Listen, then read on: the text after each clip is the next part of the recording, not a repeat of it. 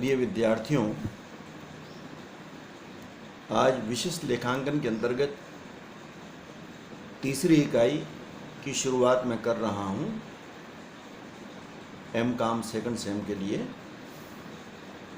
जिसका नाम है दोहरा खाता प्रणाली डबल अकाउंट सिस्टम। यह एक ऐसा सिस्टम है जो विशेष प्रकार की कंपनियों एवं संस्थाओं द्वारा लागू किया जाता है, अपनाया जाता है। इन कंपनियों की कुछ विशेषताएं होती हैं। पहला जो होता है, इन्हें सामान्यतः एकाधिकार प्राप्त होता है, मोनोपोली रहती है। इनका उद्देश्य लाभ कमाना न होकर सेवा करना होता है। सार्वजनिक उपयोगिता वाली संस्थाएं ये कहलाती हैं। इन कंपनियों में बड़ी मात्रा में पूंजी विनियोजन की आवश्यकता होती है। हर कोई व्यक्ति इसको अडॉप्ट नहीं कर सकता जो है। तो विशेष करके railway company, water supply company, electricity company जो होती है, गैस सप्लाई कंपनी है, इनके द्वारा जो है ये डबल अकाउंट सिस्टम दोहरा खाता प्रणाली अपनाई जाती है। अब ये दोहरा खाता प्रणाली वास्तव में क्या है?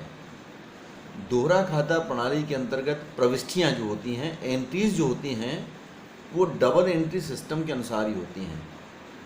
नाम दोहरा खाता प्रणाली केवल इसलिए पड़ा है कि सामान्य खाता प्रणाली के अंतर्गत जो हम बैलेंस शीट तैयार करते हैं, स्थिति विवरण तैयार करते हैं, इन संस्थाओं में स्थिति विवरण को हम दो भागों में बांट देते हैं। पहला भाग कहलाता है पूंजी खाता, कैपिटल अकाउंट, और दूसरा कहलाता है सामान्य चिट्ठा, जनरल बैलेंस शीट, ये कहलाता है। अब पूंजी खाते के अंतर्गत केवल स्थायी पूंजी और स्थायी संपत्तियों की प्रविष्टियाँ की जाती हैं। स्थायी पूंजी, दायित्व और आपका स्थायी संपत्तियों की प्रविष्टि की जाती है। जैसे आपका अंश पूंजी होगी, समता अंश पूंजी, पूर्वाधिकारी अंश पूंजी, ऋण पत्र जारी किया कंपनी ने, या कहीं से हमने दीर्घकालीन उधार दिया, इसकी एंट्री पूंजी खाते में कर देते हैं। उसी प्रकार जितने प्रकार की फिक्स्ड एसेट्स होती हैं, स्थायी संपत्तियां होती हैं, उसकी एंट्री हम पूंजी खाते में अलग से कर देते हैं। और बाकी सब चीज़ें जो चल संपत्तियां और चल दायित्व रहते हैं, उनकी एंट्री जो है सामान्य चिट्ठे, जनरल बैलेंस शीट में इसके अंतर्गत की जाती है।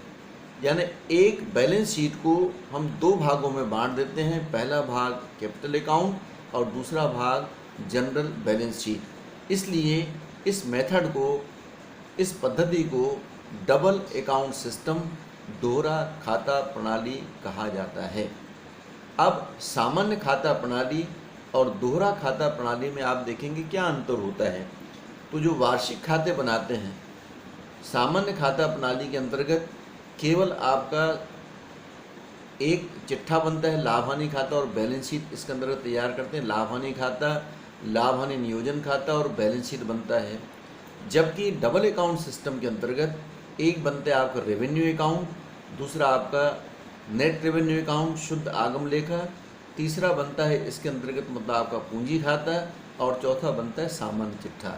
4 खाते इसके अंतर्गत बनाए जाते हैं। स्थायी संपत्तियों और स्थायी दायित्वों का लेखा जो होता है आपका सामान्य खाता प्रणाली के अंतर्गत केवल बैलेंस शीट में किया जाता है, और यहाँ पर उसको हम दो भागों में बांट देते हैं। जो पूंजी और स्थायी दायित्व रहेंगे वो आपका पूंजी खाते में लिखा जाएगा, और स्थायी संपत्तियां भी पूंजी खाते के अंतर्गत लिखी जाती हैं। तीसरा जो अंतर होता है ह्रास, जो है डेप्रिसिएशन। तो सामान्य खाता प्रणाली में स्थायी संपत्तियों में से ह्रास घटाकर दिखाया जाता है, जबकि डबल अकाउंट सिस्टम में ह्रास घटाया नहीं जाता। उसको डेप्रिसिएशन फंड, ह्रास संचय खाते में ट्रांसफ़र किया जाता है। इसकी दो एंट्री करते हैं, एक तो आपका रेवेन्यू अकाउंट में, आगम लेखे में, और दूसरा इसके अंतर्गत आपका जनरल बैलेंस शीट में लायबिलिटी साइड में लिख देते हैं। साइड का सवाल है, सामान्य खाता प्रणाली में आपने देखा दायित्व पक्ष लेफ्ट साइड में होता है, स्थायी संपत्तियों को हम या संपत्तियों को राइट साइड में लिखते हैं, यहाँ उल्टा होता है। स्थायी संपत्तियां जो है लेफ्ट साइड में लिखी जाएंगी और दायित्वों को हम राइट साइड में इसके अंतर्गत नोट करते हैं। ब्याज की एंट्री यहाँ ध्यान देंगे। ब्याज खाता आपका इसके अंतर्गत जो आपका सिंगल एंट्री सिस्टम है लाभ हानि खाते में लिखा जाता है, जबकि दोहरा खाता प्रणाली के अंतर्गत जो ब्याज की एंट्री है वो हम इसमें एक नेट रेवेन्यू अकाउंट बनता है, शुद्ध आगम लेखा, उसके अंतर्गत इसकी एंट्री करते हैं। रेलवे कंपनी की दिशा में रेलवे का यदि किराया भुगतान किए उसकी एंट्री शुद्ध आगम लेखे में की जाती है, जबकि सामान्य खाता प्रणाली में हम उसको लाभ हानि खाते में ही एंट्री करते हैं। यह कंपनियां जो है, कुछ कंपनियों के लिए डबल अकाउंट सिस्टम अनिवार्य होता है, जैसा कि मैंने बताया सार्वजनिक उपयोगिता वाली जो कंपनियां रहती हैं, रेलवे कंपनी, विद्युत कंपनी, जल supply company, gas supply company जो है, ये इस विशेष प्रकार की संस्थाओं के लिए ये अनिवार्य होता है। जबकि सामान्य खाता प्रणाली आपका सामान्य एकाकी व्यापारी होता है, साझेदारी फर्म होती है, कंपनियां होती हैं, उसके लिए मतलब आपका अनिवार्य कहलाता है। अब यहाँ पर 4 प्रकार के अकाउंट फाइनल अकाउंट के अंतर्गत बनते हैं। एक बनता है आपका आगम लेखा, रेवेन्यू अकाउंट, जैसा लाभ हानि खाता बनाते हम उसी टाइप का इसके अंतर्गत बनेगा। लाभ हानि खाता जिस प्रकार से बनाते हैं, डेबिट साइड में हम व्यय लिखते हैं और क्रेडिट साइड में आपका इनकम होती है, यदि टी टाइप के प्रोफार्मे में इसको बनाया जाए तो। यहाँ पर मरम्मत और नवीनीकरण संचय, रिपेयर्स एंड रिन्यूअल अकाउंट की एंट्री लाभ हानि खाते के अंतर्गत ही की जाती है। उसके बाद बनाते हैं शुद्ध आगम लेखा। तो नेट रेवेन्यू अकाउंट के अंतर्गत विशेष प्रकार के आइटम इसके अंतर्गत लिखे जाएंगे। जैसे मैंने बताया, क्रेडिट साइड में पिछले वर्ष का क्या बैलेंस है उसको लिख देंगे। उसके बाद चालू वर्ष का आगम से कितना शुद्ध लाभ आया उसको नोट कर देंगे। सामान्य ब्याज की एंट्री नेट रेवेन्यू अकाउंट में होती है।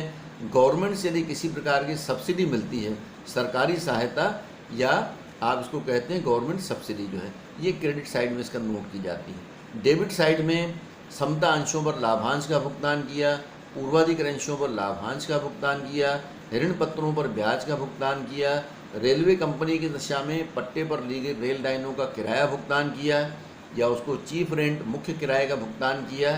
ये सारी एंट्रियां जो हैं शुद्ध आगम लेखे में इसके अंतर्गत की जाती हैं। और शुद्ध आगम लेखा नेट रेवेन्यू अकाउंट का जो बैलेंस होता है वो बैलेंस शीट में आपका ट्रांसफ़र होता है।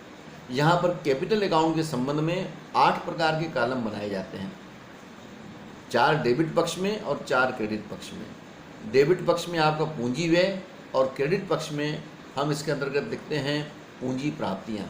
तो पूंजी प्राप्तियों में मैंने बताया समता अंश पूंजी, पूर्वाधिकारी अंश पूंजी, ऋण पत्र है या कहीं बैंक से दीर्घकालीन ऋण लिया है उसकी एंट्री करेंगे। और डेबिट साइड में जो है जितनी भी स्थायी संपत्तियां होती हैं, अब ये अलग अलग कंपनियों के बारे में अलग अलग स्थायी संपत्तियां हो सकती हैं। जैसे रेलवे कंपनी के सामने रेलवे की लाइन होंगी, निर्माणाधीन लाइन लिखा होगा उसकी एंट्री करेंगे।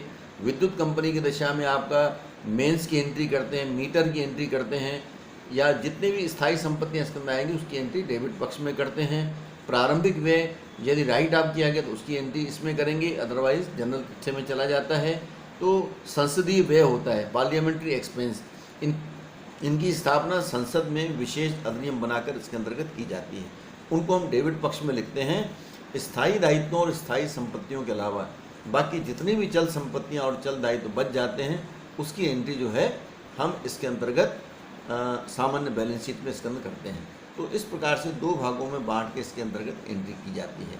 इसमें खाते 2 प्रकार से प्रिपेयर किए जाते हैं, एक तो आपका दोहरा खाता प्रणाली के अनुसार और एक होता है बिजली पूर्ति कंपनी अधिनियम 1956 के अनुसार। इसका वर्णन मैं अगले लेक्चर में आप लोगों को इसका बताऊंगा, कुछ एग्जाम्पल से इसको हम पढ़ने का प्रयास करेंगे। Thank you.